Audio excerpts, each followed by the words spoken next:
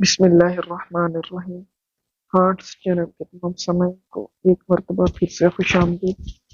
امید کرتا ہوں کہ آپ سب بخیریت و عافیت اللہ تعالیٰ کے فضل و کرم سے اپنی زندگیاں گزار رہے ہیں۔ آج ہم انشاءاللہ بات کریں گے حضرت موسیٰ علیہ السلام کے بارے میں۔ تو ویڈیو شروع کرنے سے پہلے آپ سے گزارش کی جاتی ہے کہ جن احباب نے چینل کو سبسکرائب نہیں کیا تو تمام احباب چینل کو ضرور سبسکرائب کریں، بیل کے آئیکن کو پریس کریں، ویڈیو پسند آنے کی صورت میں ویڈیو کو لائک کرنا نہ بھولیں۔ بڑھتے ہیں اپنے عنوان کی طرف۔ یہ 1520 قبل مسیح کی بات ہے۔ مصر پر فرعون بادشاہ مرن فتح ثانی کی حکومت تھی۔ بعض نے اس کا نام من فتح بھی لکھا ہے اور وہ والد رمسیس کے بڑھاپے کی وجہ سے عملاً حکمران بنا ہوا تھا۔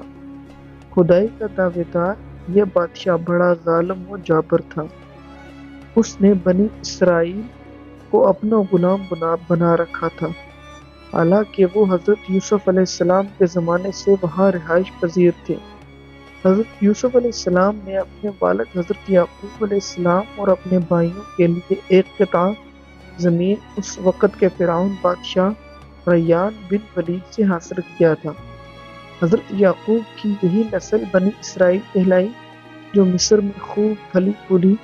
یہ لوگ حضرت یعقوب علیہ السلام کے دین کے پیروکار تھے، چنانچہ اس وقت اللہ کے نزدیک یہ سب سے بہترین جماعت تھی۔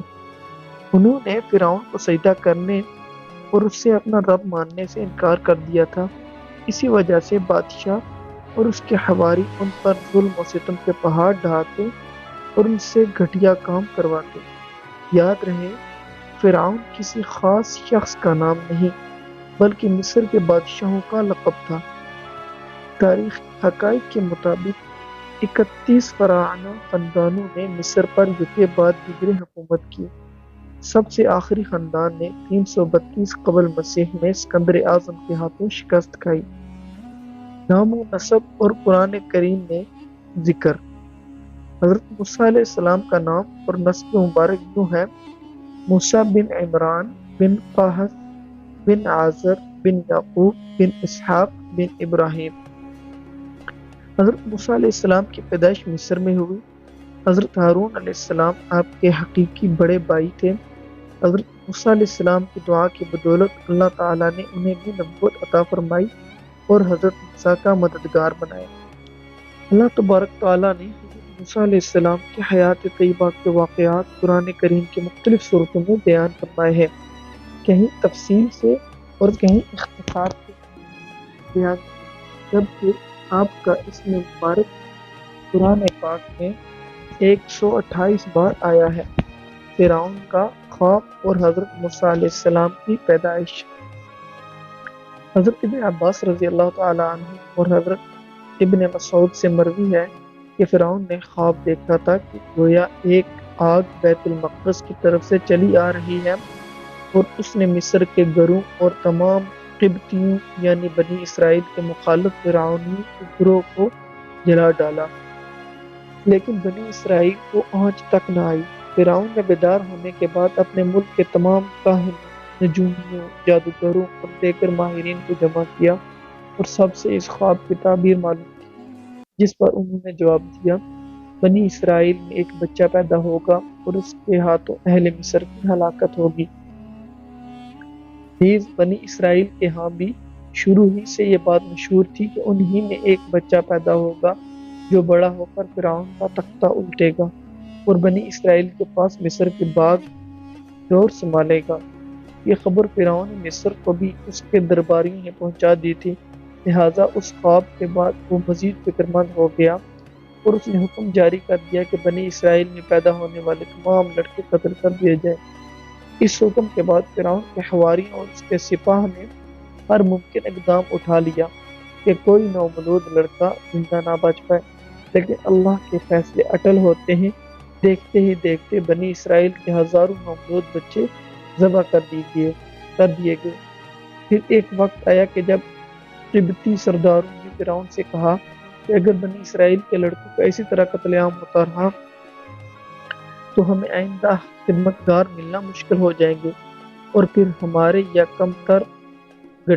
یہ کم ہمارے یہ کم تر گھٹیا اور غلیظ کام کون کرے گا؟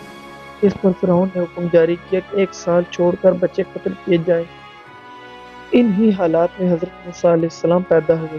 نجومیوں نے فرعون کو اطلاع دی کہ بچہ پیدا ہو چکا ہے۔ اس اطلاع نے فرعون کو بدحواس کر دیا اور اس کی سپاہ نے گھر گھر کی تلاشی شروع کر دی۔ حضرت موسیٰ کے بھائی حضرت ہارون سال امان میں پیدا ہوئے تھے، جبکہ حضرت موسیٰ قتل والے سال میں پیدا ہوئے، مگر اللہ نے حفاظت کا سامان اس طرح فرمایا کہ انہیں والدہ پر معمول کے مطابق حمل کے آثار ظاہر نہیں ہوئے، جس سے فرعون کی چھوڑی کی نظام میں نہ آئی۔ یوں ولادت کا مرحلہ تو خاموشی سے گزر گیا اور حکومت کا علم بھی نہ آ سکا، لیکن ولادت کے بعد یہ قتل کا اندیشہ موجود تھا۔ اللہ تعالیٰ نے اس کا حل بھی موسیٰ علیہ السلام کی والدہ کو سمجھا دیا، چنانچہ انہوں نے بچے کو صندوق میں لٹا کر دریا نیل میں ڈال دیا۔ قرآن پاک میں ارشاد ہے، ہم نے موسیٰ علیہ السلام کی ماں کو وحی کی کہ اسے دودھ پلاتی رہے، اور جب تجھے اس کی نسبت بے خوف معلوم ہو تو اسے دریا میں بہا دینا، اور کوئی ڈر، خوف یا تنگ و غم نہ کرنا، ہم یقیناً اسے تیری طرف لوٹانے والے ہیں اور اسے اپنے پیغمبروں میں سے بنانے والے ہیں۔ علامہ طبری رحمۃ اللہ تعالیٰ علیہ فرماتے ہیں کہ حضرت موسیٰ علیہ السلام کے والدہ نے 3 دن آپ کو دودھ پلایا اور چوتھے دن لکڑی کے صندوق میں رکھ کر دریا میں ڈال دیا، جبکہ بعض دیگر مفسرین نے دودھ پلانے کی مدت 3 ماہ بیان کی۔ حضرت موسیٰ علیہ السلام فرعون کے محل میں صندوق حضرت موسیٰ علیہ السلام فرعون کے محل تو ویڈیو کا ختم یہیں پر کیا جاتا ہے۔ انشاءاللہ اگلی ویڈیو میں وہاں سے آگے کنٹینیو کیا جائے گا اور بتایا جائے گا کہ کس طرح اللہ تعالیٰ نے فرعون کے محل میں فرعون کے ہاتھوں حضرت موسیٰ علیہ السلام کی کیسے پرورش کی۔ اسی کے ساتھ آپ اپنے دعاؤں میں یاد رکھیں۔ اللہ حافظ۔